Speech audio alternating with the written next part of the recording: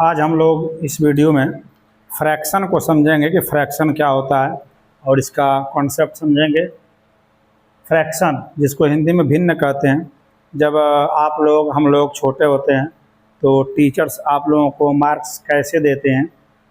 जैसे कोई विद्यार्थी अगर 20 में से 17 मार्क्स पाया तो उसको टीचर ऐसे लिखते हैं,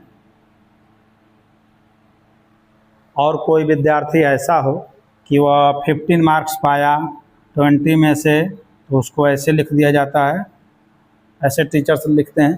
तभी आप लोगों का फ्रैक्शन से परिचय हो जाता है। भले ही आप लोग नहीं जानते हैं, ये फ्रैक्शन के दो एलिमेंट होते हैं, ये ऊपर एक और ये नीचे।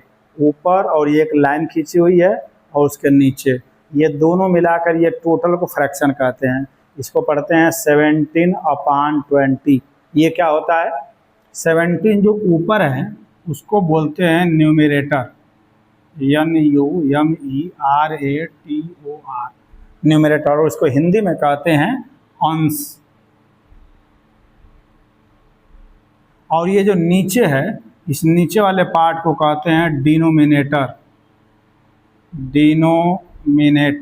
और इसको हिंदी में कहते हैं हर।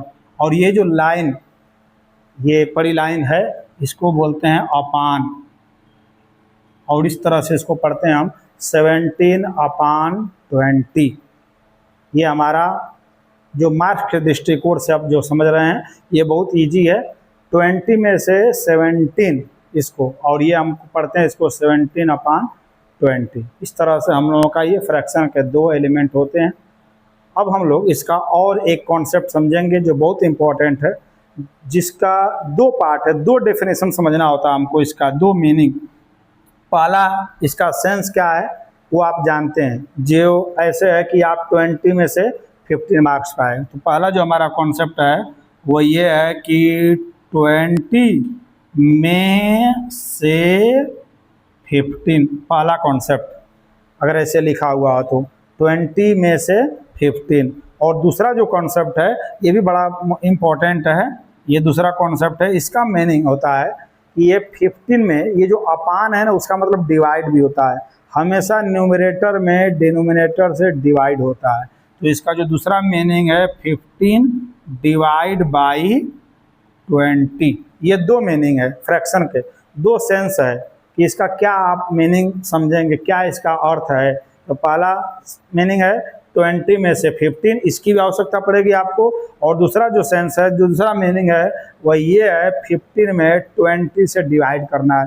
अभी इसको जब आप डेसिमल में कन्वर्ट करना सीखेंगे तो इसकी आवश्यकता पड़ेगी। ये आपका बेसिक कॉन्सेप्ट है, इसको आप लोग खूब अच्छे से कंप्लीट कर लीजिए, अच्छे से जान लीजिए, ताकि आप लोग आगे मैथमेटिक्स में ईजिली क्वेश्चन सॉल्व कर सकें।